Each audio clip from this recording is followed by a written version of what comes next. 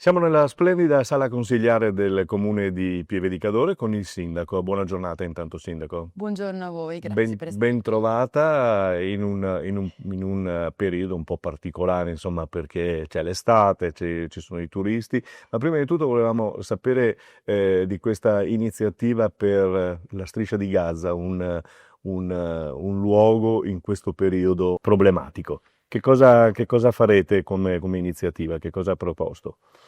Ma allora, il 16 luglio il Consiglio Comunale di Pieve di Cadore all'unanimità ha deliberato sulla condizione della Palestina in generale e della Striscia di Gaza in Sì, particolare. Come dicevano, la situazione non è un po' problematica, è, infatti. è- è proprio critica, nel senso che oggi, sfogliando il giornale stamattina, abbiamo scoperto appunto che Israele ha deciso di occupare anche formalmente la Striscia di Gaza e di far espellere, evacuare tutta la popolazione entro il 7 ottobre, che voi sapete bene essere una data chiave e simbolica. Noi come Consiglio Comunale ci siamo sentiti di dire la nostra, di prendere una posizione anche pro futuro, perché voglio dire l'indifferenza non è mai sana, soprattutto quando si ricopre un ruolo pubblico e politico, per cui non voglio tra 20-30 anni dire anche ai miei figli, beh io c'ero, ero pure E non ho fatto sindaco nulla. e non ho detto Mm. niente e non ho fatto niente. Per cui con questa delibera noi chiediamo al governo italiano di prendere una posizione più netta, più incisiva rispetto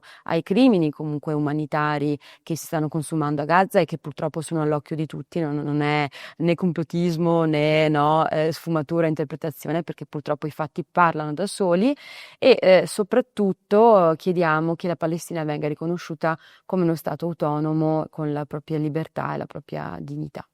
E ce lo auguriamo tutti quanti. Non tutti in realtà. Non, non tutti, Abbiamo è ricevuto, vero questo. abbiamo ricevuto sia da destra che da Eh, sinistra diverse critiche, perché da destra diceva, ah, quindi a voi date in realtà ragione ad Hamas, mm, facendo così. Da sinistra ci dicevano, ma ormai è troppo tardi per deliberare, in realtà siamo stati il primo comune in tutta la provincia a farlo, però ecco, non siamo si può l'Italia. piacere a tutti Siamo l'Italia e va anche per bene questo, e così. quindi va bene così. Adesso parliamo invece del nostro territorio. È un'estate, ne parlavamo in fuori onda. Com'è stata questa inizio estate? Insomma, si sta andando verso il periodo migliore per quanto riguarda Pieve di Cadore e questa zona. Ma allora, posto che noi tutti come, secondo me, territorio dovremmo puntare a destagionalizzare il Mm. turismo, quindi non trovarci tutto ingolfato, Lo si è concentrato sempre detto, ma i 15 giorni, no, di Ferragosto, è stata un'estate un po' atipica e anche un po' sofferta, devo essere sincera, finora, perché abbiamo avuto un luglio molto piovoso, molto freddo mm, e questo chiaramente non ha invogliato, no, i turisti, anche perché spazio poi per le camminate, per usufruire degli spazi chiaro. aperti non ce n'era e per di più abbiamo avuto diversi fenomeni franosi tra Cancia, quindi Borca e San Vito, che hanno deviato la normale viabilità anche dell'Alemagna e questo inevitabilmente ha impattato anche sui turisti. Non possiamo negare che più di qualche disdetta c'è stata, complice anche forse un certo tipo di informazione un po' allarmista, però d'altronde bisogna anche comunicare le cose, E ecco. d'altra parte questo si è creato in effetti. Questa situazione frana come la vede e che cosa si potrà fare o che cosa si potrà migliorare? Ma guardi, mentre voi ci raggiungevate stamattina, c'è stata l'ennesima frana sul Marcora. Ah, Ormai le nostre Dolomiti si stanno spezzando, è un processo che sarà sempre più veloce, è inevitabile dal punto di vista anche geologico e quindi dobbiamo prepararci che da qui in avanti sarà sempre così e con maggiore frequenza. Quello che posso dire sull'Alemagna in particolare e che ho anche portato in seno al Consiglio provinciale, che pure ha convenuto con l'ordine del giorno che ho portato, sebbene io sia in minoranza, no? vabbè.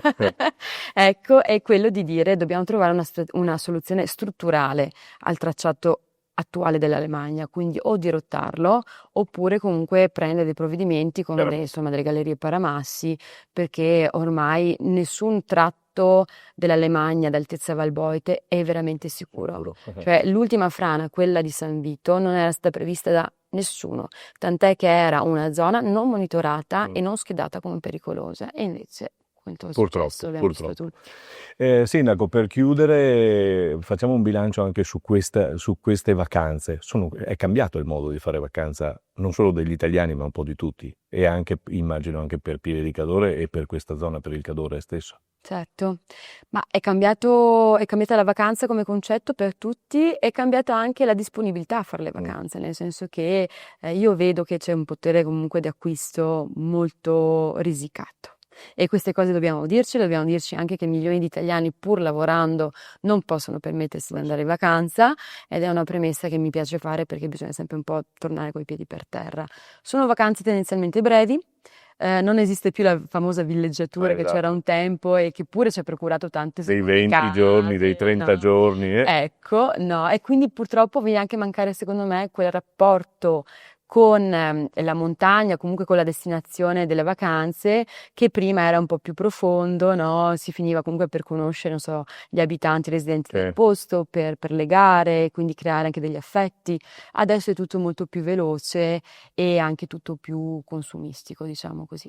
Pieve di Cadore ha un'offerta culturale, ludica, paesaggistica infinita. Noi solo tra luglio e agosto abbiamo centinaia e centinaia di eventi che vanno dal concerto della prima violinista della Fenice a, non lo so, la passeggiata coi colori per i bambini, cioè il range e quindi anche così il registro alto, basso, È alto. è sempre molto così movimentato. E poi ricordiamo che per quelli che non lo dovessero sapere, insomma, è la patria di Tiziano, insomma, no? Che non è uno qualsiasi, è la città di Tiziano. Quindi. Noi qua abbiamo chiaramente ci vantiamo di essere il paese natale di Tiziano e quello non ce lo toglie Non se lo nessuno. toglie nessuno.